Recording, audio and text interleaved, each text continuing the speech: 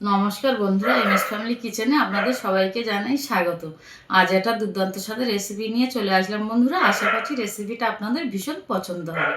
আজকেরে বানাবো জিরে মরিচ বাটা দিয়ে ভেটকি মাছের ঝাল। এই যে জিরে বাটা দিয়ে বন্ধুরা আমি ভেটকি মাছের ঝালটা কেমন করে বানাই, ভিডিওটা আপনারা প্রথম থেকে লাস্ট পর্যন্ত দেখবেন। ভালো লাগলে শেয়ার, কমেন্ট, লাইক অবশ্যই করবেন। তাহলে চলুন বন্ধুরা, আমি কেমন করে জিরে বাটা দিয়ে ভেটকি মাছের ঝালটা বানাই আপনাদেরকে দেখাই। কিনে না ধুয়ে সুন্দর করে পরিষ্কার করে রেখে দিয়েছি।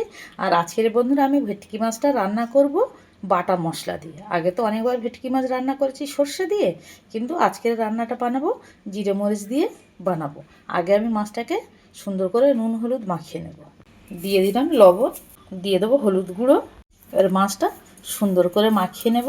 মাছটা সুন্দর করে মেখে নিয়েছি, এবার সাইডে সরিয়ে রাখবো। এই যে বন্ধুরা নিয়েছি জিরে মরিচ ধনিয়া আর অল্প একটুখানি রাঁধুনি। এবার এই মশলাটা আমি ভালো করে শিলেতে বেটে নিই। এই যে মশলাটা সুন্দর করে বেটে নিয়ে চলে এসেছে। একটা টমেটো কুচিয়ে নিয়েছি, এখানে 6 থেকে 7টা কাঁচা লঙ্কা নিয়েছি আর একটা পেঁয়াজ নিয়েছি। কড়াই বসিয়ে দিয়েছি, কড়াইয়ের মধ্যে দিয়ে দেবো সর্ষের তেল। এই যে ওদিকে কড়াইতে তেলটা দিয়েছি, তেলটা গরম হচ্ছে। আর এদিকে আমি পেঁয়াজটা ঝিরি ঝিরি করে কেটে নেব। এই যে তেলটা দিয়েছি, দেখুন একদম তেলটা সুন্দরভাবে গরম হয়ে গেছে, ধোঁয়া উঠছে। এবার মাছগুলো এক এক করে দিয়ে, এই যে বন্ধুরা মাছগুলো সুন্দর করে আমি ভেজে তুলে নিয়েছি।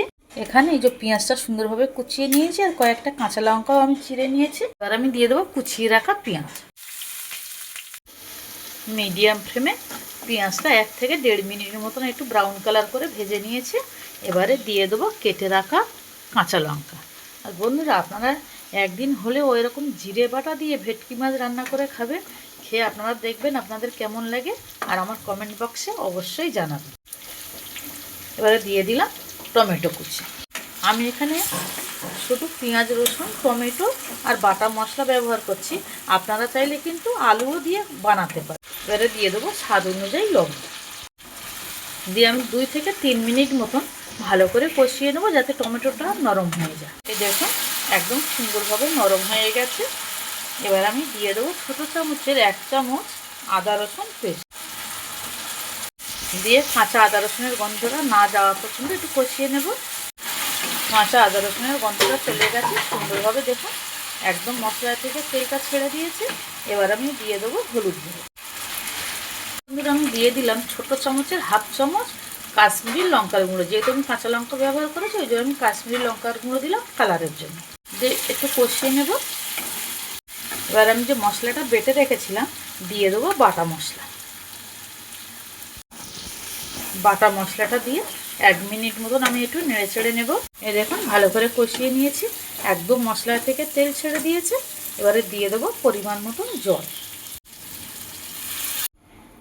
দিয়ে দিলাম পরিমাণ মতন জল। আর বন্ধুরা এই যে জিরে বাটা দিয়ে ভেটকি মাছের রেসিপিটা আপনাদের কেমন লাগলো আমাকে কমেন্ট করে জানাবেন। আর যারা আমার চ্যানেলের নতুন বন্ধুরা আছেন, যারা আমার চ্যানেলটাকে এখনও সাবস্ক্রাইব করেনি, তারা অবশ্যই আমার চ্যানেলটাকে সাবস্ক্রাইব করবেন, করে আমার পাশে থাকবেন। এই যে দেখুন বন্ধুরা ঝোলটা সুন্দরভাবে ফুটে গেছে। এবার আমি মাছগুলো একে একে সব দিয়ে দেবো। আর বন্ধুরা আজকের এই জিরে বাটা দিয়ে ভেটকি মাছের রেসিপিটা আপনাদের ভালো লাগলে একটা লাইক করবেন আর বন্ধুদের সাথে শেয়ার করবেন। মাছগুলো সব দিয়ে দিলাম, দিয়ে আমি 3 থেকে 4 মিনিট মতন ভালো করে ফুটিয়ে নেব। এই যে দেখুন বন্ধুরা কালারটা কত সুন্দর এসছে। আর বাটা মশলা রান্নার কালারটাই বন্ধুরা সম্পূর্ণ অন্যরকম হয়। এই যে দেখুন এবার হয়ে গেছে, আমি এরকম ঝোল থাকতে রেখে দিচ্ছি। এবার আমি গ্যাসের ফ্লেমটা অফ করে দেবো। এই দেখুন বন্ধুরা হয়ে গেছে জিরে বাটা দিয়ে ভেটকি মাছের ঝোল।